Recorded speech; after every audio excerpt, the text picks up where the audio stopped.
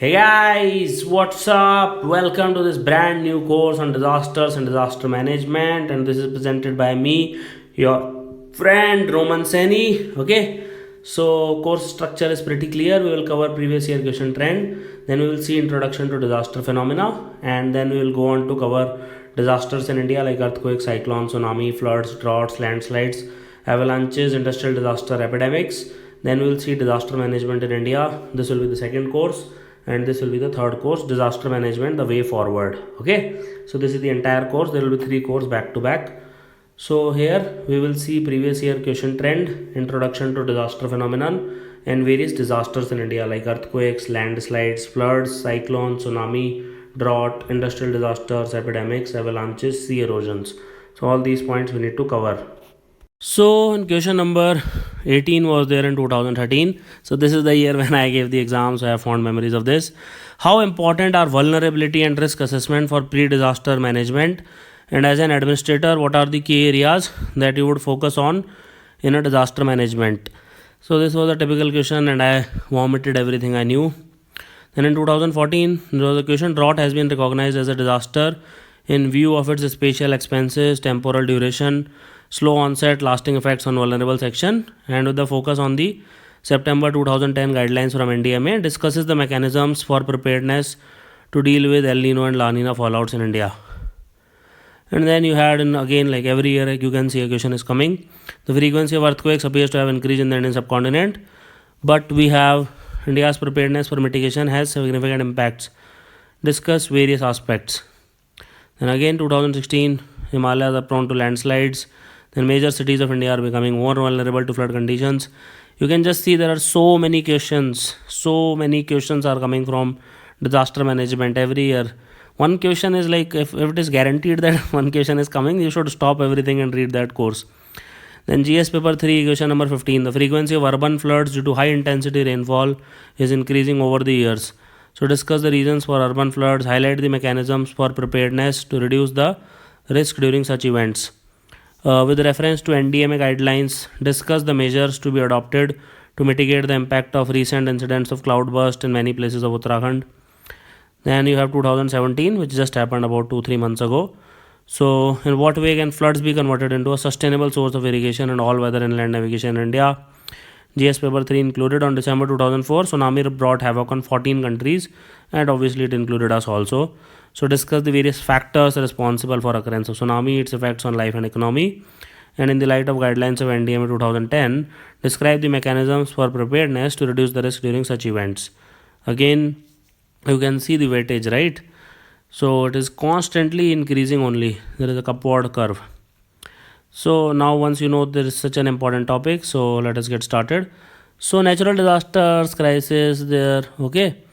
It's always there. It has been an integral part of human history, right from the dawn of civilization and rise and fall of the Indus Valley, Babylonian civilizations.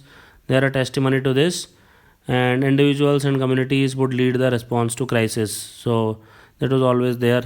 But when modern welfare state emerged, 20th century trends of globalization emerged, urbanization, large-scale migration emerged, climate change started. So obviously the nature of crisis increased both in magnitude and complexity. If earlier there was an earthquake, how many people would have died? What do you think? 100, 200, 1000, 5000, 10,000? That is the maximum number. But today if there is an earthquake, let's say in Delhi, it's a huge earthquake. I think 50 lakh people can also die if there is a huge earthquake. I'm just telling you the intensity is so high. So crisis, literal meaning of the term crisis, like in tsunami, lakhs of people died, not thousands, lakhs of people died in tsunami. It's not a joke. So crisis means it is an unstable or crucial time or state of affairs in which a decisive change is impending. It will happen, and especially one with the distinct possibility of a highly undesirable outcome. So it is an emergency situation which arises out of natural or human activity which poses a threat to human life and property, leads to large scale disruption of normal life. So that is fine. But disaster is something else. So crisis can convert into disaster if you do not take care of it. If it is not properly managed, it can result in avoidable loss of human life and property on a large scale. Now there is a difference between a hazard and a disaster also. So if you have hazardous conditions, for example, let's say your waste is not covered, there is a radioactive waste lying around, it can lead to disaster. So that can go into water and it can kill 10 people. So hazard is something which is there. It is a condition. It is part of the community. Okay, it can be a psychological factor also, it can be an event that can overwhelm the community's capacity to cope. So the impact of the disaster is determined by the vulnerability to that particular hazard of that company. Okay, that particular community.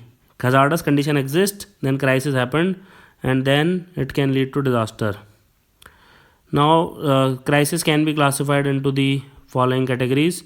Crisis caused by the acts of nature, and these can be further divided into climatic events, geological events. So climatic events includes cyclones and storms, floods and drought, and geological events includes earthquakes, tsunamis, landslides and avalanches. So that is pretty much there. Then crisis caused by environmental degradation, disturbance of the ecological balance is also there. Then crisis caused by accidents, it can be industrial nuclear mishaps like Chernobyl, Bhopal gas tragedy. Then it can be caused by biological activities, public health crisis, epidemics. It can be caused by hostile elements like war, terrorism, extremism, insurgency. Then it can be caused by disruption or failure of major infrastructure facilities, including the communication system, large scale strikes. And it can be caused by large crowds getting out of control. So these are the types of crisis, these are the various types of crisis. And depending on the intensity, it can be a local, sub-district, district, state or national level. These are the 5 levels, and scale of crisis will determine the nature and it will determine the level of response. And it is also necessary to recognize that a crisis does not emerge suddenly, it has a life cycle usually, and the life cycle is of 3 types. Pre-crisis basically means mitigation and preparedness activities. During crisis, it has emergency response activities, and post crisis will have recovery, rehabilitation, reconstruction activities. Mitigation means how you can decrease the impact. Crisis means you have to emergency show the response so that you can save lives and property.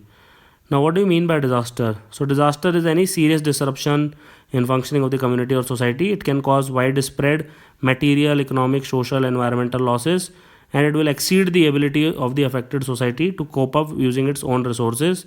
Usually it is a combination of hazard, vulnerability and insufficient capacity. Basically it is beyond the coping capacity, that is the main point. And so a disaster can happen when a hazard impacts on the vulnerable population and it can cause damage, casualties. Hazard is anything which is a triggering event and it will lead to more vulnerability. It can be lack of awareness, it can be inadequate access to resources, sick and old people, and it can lead to disaster causing greater loss to life and property. Okay, for example, an earthquake in a desert will not be considered a disaster no matter how strong it is. An earthquake is disaster only when it affects people, lives, properties, etc. So this is a thing, basically vulnerability like underlying causes, dynamic pressures, unsafe conditions, and they combine together with hazard, and this can lead to a disaster. So disaster occurs only when hazards and vulnerability meet. So this is the typical thing. Okay. So what is a hazard? So hazard is any condition of dangerous condition or event that threat or have the potential to cause injury to life or damage to the property or environment. Now it can be natural hazards like it can be like cyclone, tsunami. They are of natural origins. Okay. Then landslides, floods. They are socio-natural hazards because it is both natural and man-made. And then there are man-made hazards. Let's say toxic waste, pollution, dam failure, war, civil strife, etc. And hazards are always prevalent, but hazard can become a disaster only when there is greater vulnerability and less of capacity to cope with it. Types of hazards, just have a brief look. So geological hazards can include earthquake, tsunami, volcanic eruption, landslide, dam burst, mine fire. Water related hazards can include tropical cyclone, tornado, floods, drought, hailstorm, etc. Environmental hazards can include environmental pollution, deforestation, and biological hazards can include human animal epidemics, pest attacks, weapons of mass destructions, etc. Then chemical can include nuclear, chemical, oil spills, etc. and accident related to building collapse, electric accidents, boats, road, trains, etc. So thank you for watching this lesson. Have an awesome day. Hey guys, what's up? How are you doing? So this is the disaster management course which we are dealing with. In the last lesson we discussed the previous year question papers and all the trend and everything we covered, and we also covered the basic definition of disaster, hazards, etc.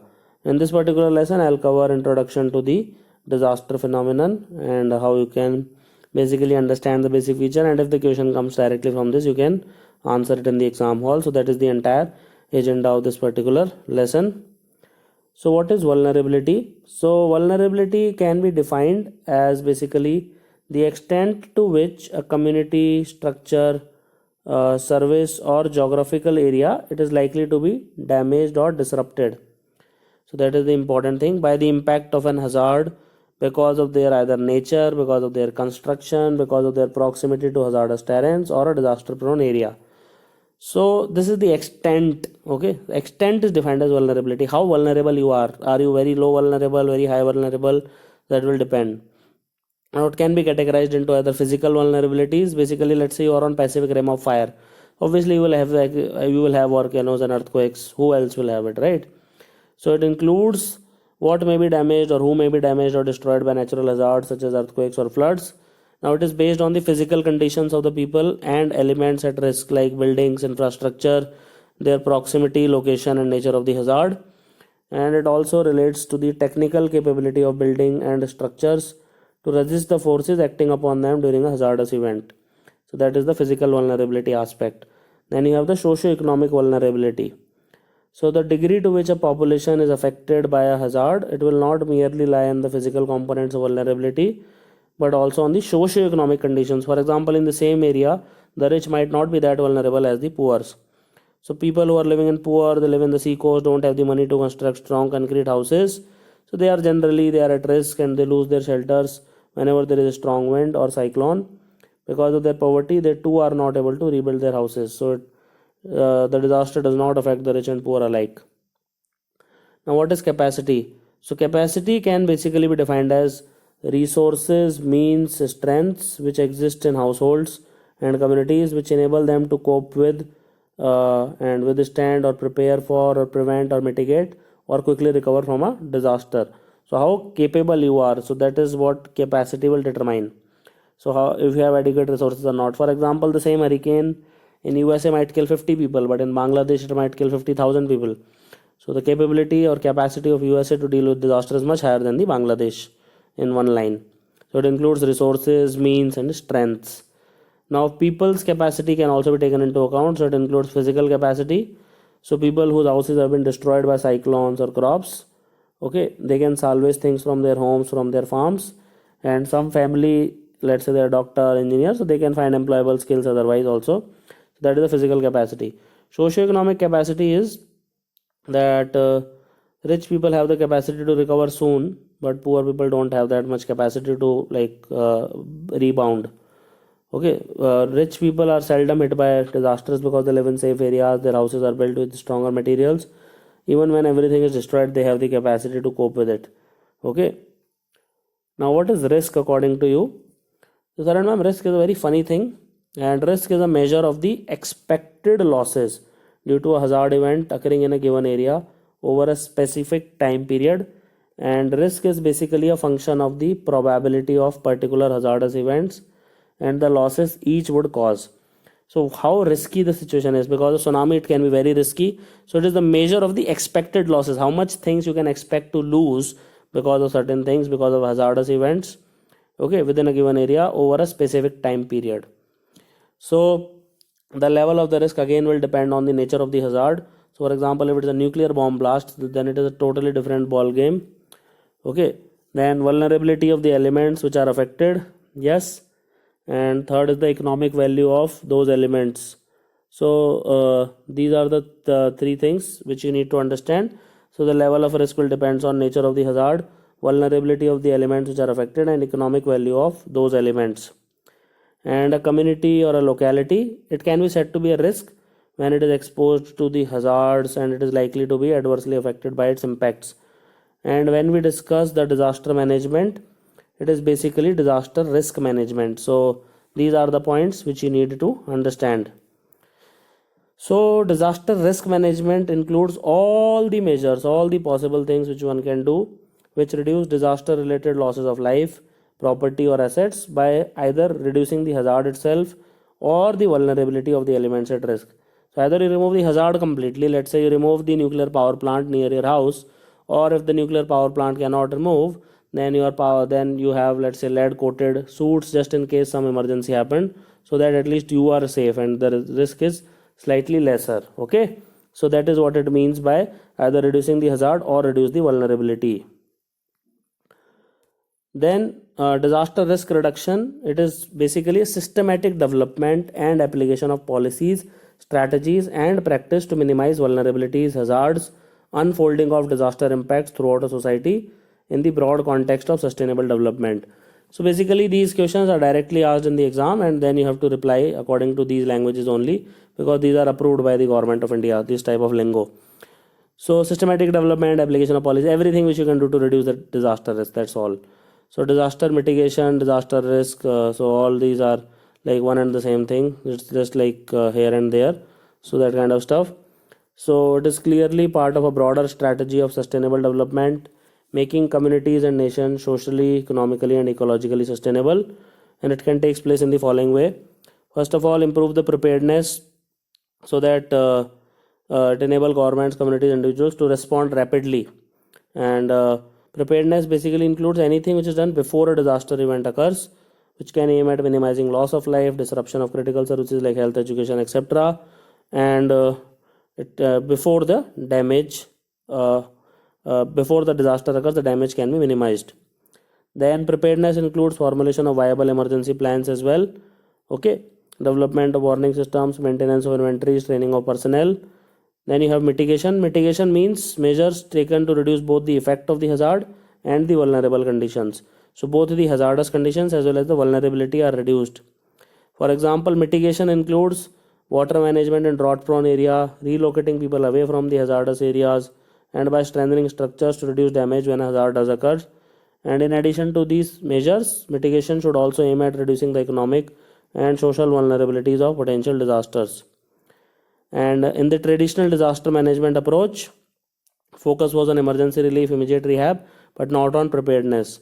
But you can eliminate these factors altogether. Okay, and so it includes all the activities, programs and measures which can be taken up before, during and after a disaster strikes. Okay, and the three key stage of activities that are taken within disaster risk management. So before a disaster occurs, it is the pre-disaster activities. Here you focus on reducing human and property loss, and it is termed as mitigations and preparedness activities. Then you have during a disaster, so disaster occurrence, so these are called as emergency response activities, where you can minimize the suffering. And after a disaster, post disaster, they are called as rehabilitation, recovery, response, these kind of activities. Rescue will come here. This is rehabilitation, recovery and response. So disaster can also be slow onset, rapid onset. Okay, so earthquakes, cyclones, floods, tsunamis, they just come like that and they are rapid onset. On the other hand, climate change, let's say global warming, desertification, soil degradation, droughts, they are the slow onset disasters. And slow onset disasters are also called as creeping emergencies. And it may be added that with prevention forming an integral part of the management cycle, slow onset disaster like global warming, desertification must also be adequately reflected in disaster preparedness, because their impact is not felt immediately, but just like obesity, it will kill you slowly. Okay, but over a period of time they can like literally destroy you completely. So thank you for watching this lesson. Have an awesome day. Hey guys, what's up? So we continue the course and we'll discuss earthquakes in this particular lesson. So before you see, the earthquake, India is very vulnerable to various natural hazards because of our particular location. 85% of the country is vulnerable at least to single or multiple disasters, and more than half of the country, 57% of the country, lies in high seismic zones, which means it can affect like get huge earthquakes. And 40 million hectares of the country's land, about 8% of the total land mass, is vulnerable to cyclone. 40 million hectares is vulnerable to flood, and almost 2/3 of the entire country is susceptible to drought. So you can use this data when you write the question. And here you can see the various this is the hot desert, and red is basically the flood prone region. You can see the Indo-Gangetic plains, and this blue, that is the coastal region, it is because cyclones. And some natural, these are the 10 things which you'll understand: earthquake, tsunami, drought, land degradation, desertification, industrial disaster, cyclone, flood, landslide, sea erosion and epidemics. So now we will cover the earthquakes. Obviously you know it is one of the most destructive natural hazard, and this is basically meant so that you can write good mains answer. Okay, they can occur at any time of the year, day or night, no warning maybe at all. And it basically results from the release of accumulated stress of moving lithospheric or crustal plates. And earthquakes not only destroy the entire habitation, but it may destabilize the government, economy, anything. So what is earthquake? It is a phenomenon that occurs without warning. It involves violent shaking of the ground, everything over the ground, and it results from release of accumulated stress, as I have already mentioned, of moving lithospheric or crustal plates. Cause is very simple, that Earth's crust is a rocky layer. It has a varying thickness from 10 kilometers to 65 kilometers, and this is not one piece. It consists of portions called as plates. Now these plates can be few hundred kilometers, few thousand kilometers, and the theory of plate tectonics, it will be more explained in geography courses. It says that plates ride up on the more mobile mantle. They are driven by some yet unconfirmed mechanisms, perhaps the thermal convection currents. And when these plates they contact each other, the stress will arise, and this can be of like different types: pulling away from each other, okay, pushing against one another, and sliding sideways. So pulling away is divergent, this is convergent, sliding sideways. Okay, so these are the types of movements. All these movements can cause earthquakes. Okay, all these movements, and the areas of stress at the plate boundaries which release the accumulated energy by slipping or rupturing, these are called as faults. And when the rupture happens, okay, this will lead to the along the fault, rock will rebound under its own elastic stress until the strain is relieved, and the fault rupture will generate vibration. It is called as seismic waves, which radiates from the focus in all the directions. Now this point of rupture where it happens, it is called as focus, and it can be located very close to the surface, it can be located very deep to the surface, and the point of the surface, let's say this, which is directly above the focus, let's say this is the earthquake and this is the earth point, this is called as epicenter of the earthquake. And earthquake waves, they occur in variety of frequencies, velocities, and the actual rupture process, it can last for a few seconds to 1 minute for a major earthquake. So 1 minute is like you will get a sizable earthquake, and the body shaking is caused by body waves and surface waves, the ground shaking. And body waves, that is P and S waves, they penetrate the body of the earth fast and they vibrate really fast. So P waves, they travel around at 6 kilometers per hour, S waves travel around at 4 kilometers per hour. So these are the P and S waves. Okay, so surface waves, they vibrate the ground horizontally and vertically, and this will cause swaying of tall buildings like this, and slight wave motions in the bodies of the water even at great distances from the epicenter, because water is easily pliable. Now types of earthquakes can be deep, medium, and shallow. Deep means when the earthquake is like 300 to 700 kilometer from the earth's surface, then it will be termed as a deep earthquake. Medium means 60 to 300 kilometers, that will be termed as a medium earthquake. And shallow means less than 60 kilometers, so that will be termed as a shallow earthquake. So these are the three types of earthquakes which you can encounter. Now the deep focus earthquakes are rarely destructive, because by the time the waves reach the surface, the impact reduces. And shallow focus earthquakes, they are much more common. They are extremely damaging because of their proximity to the surface. So these are the three parts. So deep focus, medium focus, and shallow. So shallow focus will cause the major damage. Remember, people think it's the deep one, but it is actually the shallow one which causes the maximum damage. Now how do you measure earthquakes? So earthquakes can be measured through, let's say, demonstrating the magnitude and intensity. So earthquakes magnitude, or the amount of energy released, it is determined by the use of a seismograph. Now seismograph is an instrument, it continuously records the ground vibration. Then you have the Richter magnitude scale, also called as Richter scale. So it will assign a magnitude number to quantify the size of an earthquake. It was developed in 1930s. It is a logarithmic scale. So 9 is 10 times more powerful than 8, 8 is 10 times more powerful than 7, 7 is 10 times more powerful than 6, 8 is 100 times more powerful than 6, 9 is 1000 times more powerful than 6. Understand this. And it can cover almost everything under the sun, all the ranges. Scale was developed by a seismologist named Charles Richter. Okay, so an earthquake with a magnitude 7.5 on the Richter scale, it releases 31 times the energy than one with 6.5 magnitude, which is huge variations are huge. An earthquake of magnitude 3 is the smallest which is felt by humans, and the largest earthquake that has been recorded is 9.25, absolute utter total catastrophic destruction. And the second type of scale, which measures the earthquake intensity scale, it was developed by an Italian seismologist called as Mercalli. So it is called as the Mercalli scale, and it was extended and modified to suit the modern times. It is called as the modified Mercalli scales. So it expresses the intensity of earthquake, effect on people, structure, earth surface, total destruction, annihilation, etc. from 1 to 12. And intensity of 6 and below, most of the people can feel the shake and there are cracks on the walls. But an intensity of 12, there is general panic with buildings collapsing totally. There is an absolute disruption of life. How can you predict earthquakes? Some scientists claim ability to predict earthquakes. Methods are very controversial. No one is very accurate. Accurate and exact prediction of such sudden incidents are not possible till today, but they might happen. Adverse effects includes damage to human settlement, buildings, structure, infrastructure. Obviously, secondary effect can include fire, dam failure, landslides. Aftershock of the earthquakes can cause really great damage once already the structures are weakened. Damage may occur to facilities using or manufacturing dangerous materials, resulting in possible chemical spills. And the effect of an earthquake is really diverse. And there are large number of casualties because of poor engineering design, okay, and close proximity of the people. 95% of the people who are killed, it is because of the building collapse. Remember this point. There is also huge loss to the public health system, transport, communication, water supply. Everything is affected under the sun.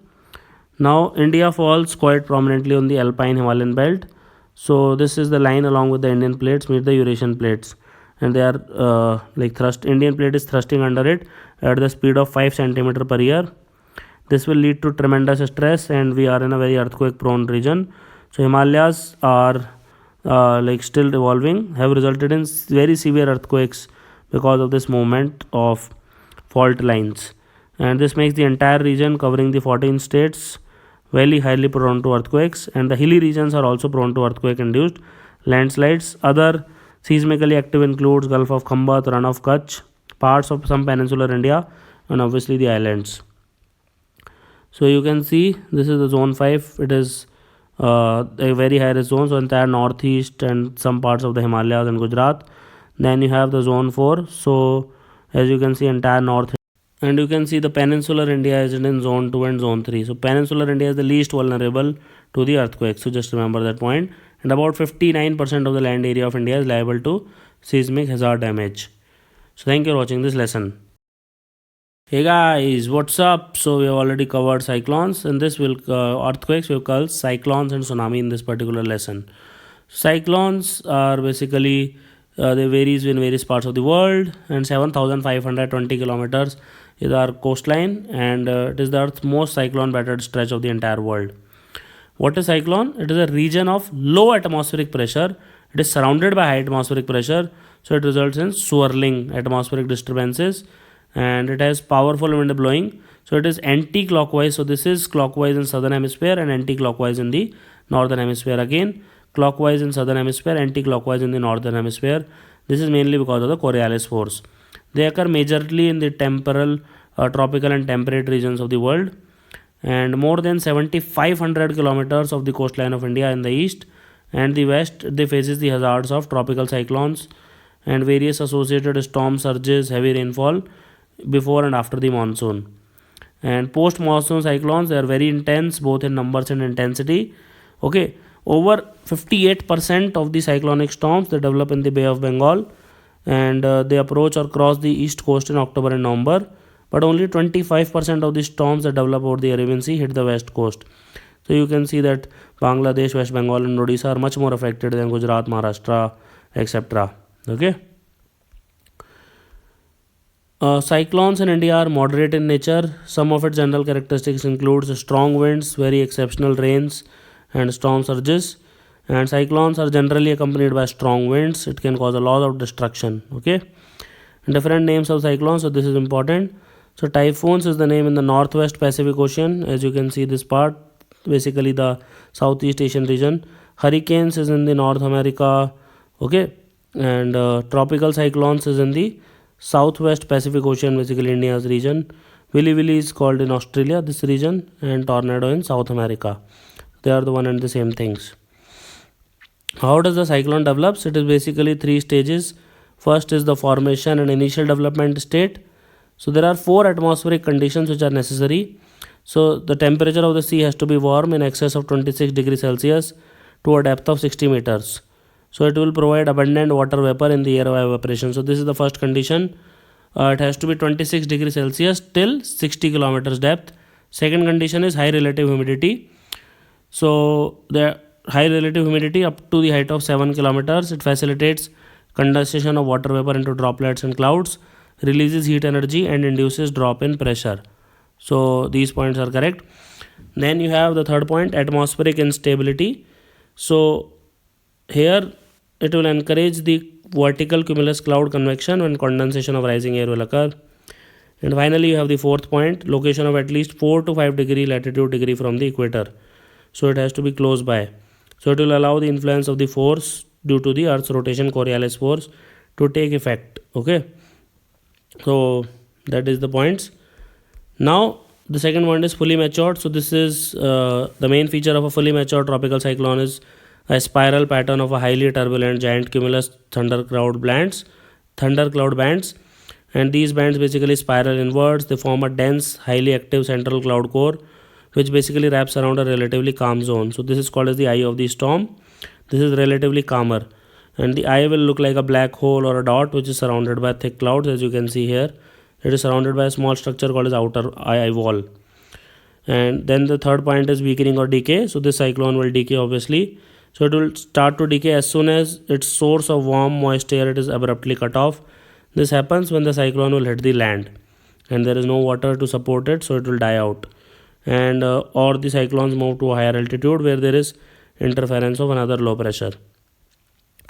So how they are distributed, as I have told you, this is the major region which is affected, and obviously this region is also slightly affected. So around 8% of the total land area in India is prone to cyclones, especially the Bangladesh, West Bengal, Odisha. This belt is very prone. And about 2/3 of the cyclones that occur in the Indian coastline, they occur in the Bay of Bengal. And the states which are generally affected in the east coast, obviously I told you, West Bengal, Odisha are the major one. Then Andhra and Tamil Nadu are also affected.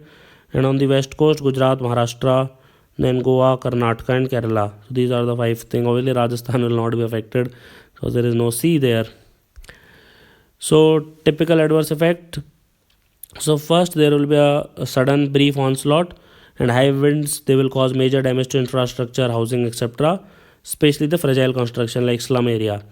They are generally followed by heavy rains, floods, and in flat coastal areas by storm surge riding on tidal waves. Okay, even getting up to 15 km inland. Then second will be casualties in public health. It will be caused by flood, flying elements, contamination of water, viral outbreaks, diarrhea, malaria. Then the third point will be crops and food supplies. So high winds, rains, it will ruin the standing crop and food stock lying in the low lying areas. And plantation type crops like banana, coconut are extremely vulnerable to this. And it can lead to food shortage. Then fourth, communication. There will be no internet, no Wi-Fi, no phone. Everything will just go down absolutely. So just remember these points. Now, once we are done with the cyclones, we will understand what is tsunami.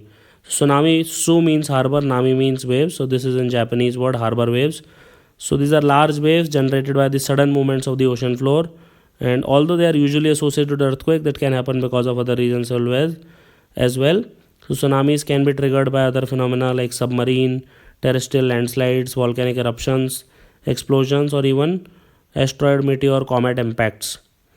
And these tsunamis, they have the potential to strip the beaches, uproot the plantations, okay, inundate large inland tracts, extensively damage life and property in the coastal areas. And they are popularly called as tidal waves, but they have actually nothing to do with tides. And these are the waves which often affect distant shores. They originate by rapid displacement of water from the lake or the sea. It can be because of seismic activity, large meteorite impacts, volcanic eruptions, landslides, etc. And cause does not matter. So basically what happens is seawater is displaced with a violent motion. It will swell up. It will ultimately surge over the land with huge destructive powers. And effects of a tsunami can even go unnoticed, or even it can be like really, really destructive, depends on the tsunami. And they are different from ordinary ocean waves, which are produced by wind blowing over the water. They travel much faster than the ordinary waves. Ordinary waves travel at 100 kilometers per hour. It travels at the speed of jet plane, 800 kilometers per hour. And in spite of their speed, tsunamis increases the water height only 30 to 45 centimeter. And that is why the ships are not able to notice it. That is the biggest reason. Because the open ocean is very deep. And tsunami is not a single giant wave, and it can have 10 or more waves, which are termed as tsunami wave train. They can follow each other by 5 to 90 minutes apart. It can normally cause flooding as a huge wall of water will enter the mainland. And the phenomena of tsunami that usually occurs near the earthquake active spots in the Pacific Ocean was uncommon in India, but everything changed in the 2004, and the whole of the Indian coastal belt is prone to the tsunamis. So we have already experienced it once. So thank you for watching this lesson. Have an awesome day. Hey guys, what's up? So this is the final lesson in this particular course. We will discuss the tsunami part and we'll discuss the floods. And in the next lesson we'll cover all these other. Next course we'll cover these things in India. So what are the causes of a tsunami? So the geological movements that can cause tsunamis, they are basically produced in the three major ways. First of all, it is obviously earthquakes, and there are fault movements on the sea floor. So they will release huge amount of energy, and this energy will be transmitted to water.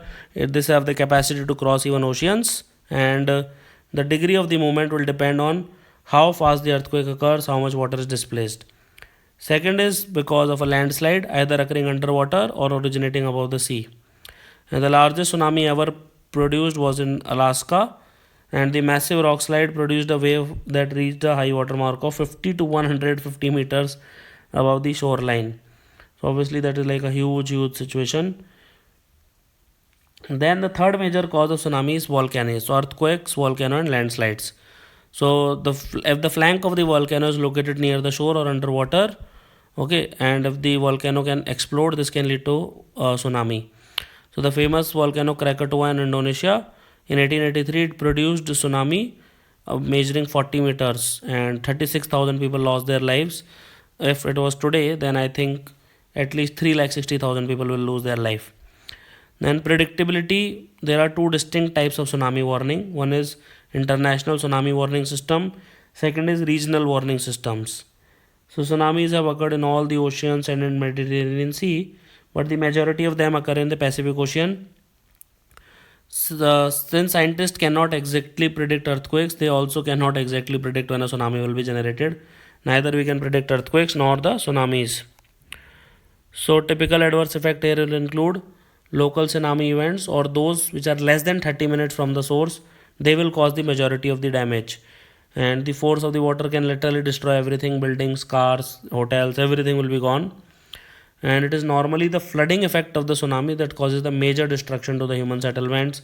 Roads will be flooded, cars will be flooded, infrastructure will be flooded, no communication, no food, everything will be gone. So that will disrupt completely the normal functioning of the society. Then withdrawal of the tsunami can cause major damage as well. So as the waves withdraws towards the ocean, they will again sweep out the foundations of the buildings. The beaches will get destroyed, the house will be carried to the sea, and the damage to the ports will be there, airports will be there, and it can prevent the crucial supply of the food and medical supplies. And apart from the physical damage, there is a huge impact on the public health system. Okay, death will occur because of drowning, and many people get washed away. They can get crushed, they are crushed by the debris, they are damaged by the cut by the debris. Then there is availability of drinking water as well. It has been a major area because everything is contaminated. Then the disease like diarrhea, cholera, etc., they also spreads. And flooding in the locality can lead to crop loss of livelihood, like boats, nets, environmental degradation, etc. Then the fourth point for today is floods or the urban floods. So what is flood according to you? Flood is basically a very general term. It is used when the water flows in the rivers, streams and other water bodies. It cannot be contained within the natural or artificial banks. So even if you have an artificial banks, let's say a dam, and if it is contained in that, then it is not called as a flood. So flood is a state of high water level along a river channel or on the coast that leads to inundation of land, which is usually not submerged. And floods can happen gradually, and it can even take hours. It can even happen suddenly without any warning, especially let's say if it is a cloud burst situation. So within 1 or 2 hours it can lead to flood like conditions. And the severity of flood at any location is a function of factors such as intensity, extent of rainfall, antecedent conditions of catchment area, physical characteristics of the river, topography, etc. And India is very vulnerable to floods, highly vulnerable to floods. And out of the total geographical area of 3 29 million hectares, more than 40 million hectares is prone to flood. So you can see a significant portion of India is prone to floods. Now, what are the major causes why the flood are increasing so much? So the pace of urbanization is increasing, population growth is increasing, development, all have led to the pressure on the floodplains. It can cause the magnification in the damage which is caused by the floods. And there are different types of floods. It can include flash floods, riverine flood, urban floods, etc. Flash floods are floods which occur within 6 hours of the beginning of heavy rainfall, and they are associated with cloudburst, storms, cyclones, etc. And in case of flash floods, warning is not possible timely and many people will lose their life. Causes are, there are several causes of floods and they differ from region to region, and the causes may vary from a rural area to an urban area. And some of the major causes includes heavy rainfall, heavy siltation of the riverbed, it reduces the water carrying capacity of the rivers and stream, blockage in the drains leading to the flooding of the area. Landslides can also block the stream entirely and then it can flood the neighboring area. Construction of dams and reservoirs, that can also lead to, because if there is a leak in the dam, then you are gone, absolutely you are gone. And in areas prone to cyclones, strong winds which are accompanied by heavy downpour can also lead to flooding. Now warning, so obviously there are mechanisms in place and it is slightly better than tsunami and earthquakes.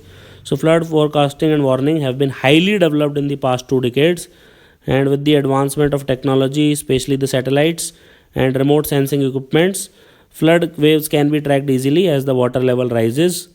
And except for flash floods which occurs within 6 hours, it can occur in 2-3 hours as well. It is usually a reasonable warning period, and that is why you will not see many deaths occurring because of floods these days, because evacuation happens and heavy precipitation will give sufficient warning of the coming river flood. And high tides with high winds, it may indicate flooding in the coastal areas. Now since the warning is given in time, so evacuation is pretty much possible with suitable monitoring and warning. Now warning is issued by the Central Water Commission, Irrigation and Flood Control Department, Water Resources Department, etc. And Central Water Commission maintains close liaison with the administrative, state engineering agencies, local civil authorities, so that they can communicate advance warning for appropriate mitigation and preparedness levels. So adverse effects includes loss of life and property, structures like house, bridges, roads, etc. get damaged, landslides triggered on account of water get saturated, boatings, fishing nets get damaged. Second point is huge loss to life and livestock caused by drowning. Third is lack of proper drinking water leads to outbreak of epidemics, diarrhea, viral infection, malaria, etc. Flooding also leads to agricultural land getting inundated, so crop loss, shortage of food, animal fodder can happen. It can also affect the soil characteristics, so it may be rendered infertile due to erosion of top layers. Okay. So flood occurs in almost all the, as you can see, this is the major region which is prone to floods, and the Ganga basin, Brahmaputra basin, the northwest river basin, peninsular river basin, and the coastal regions are prone to flood. So Assam, UP, Bihar, Odisha are some of the states, they are severely prone to floods, and due to intense and periodic rain, most of the rivers of the country, they are fed with huge quantity of water, much beyond their carrying capacity. Thank you for watching this lesson. Have an awesome day.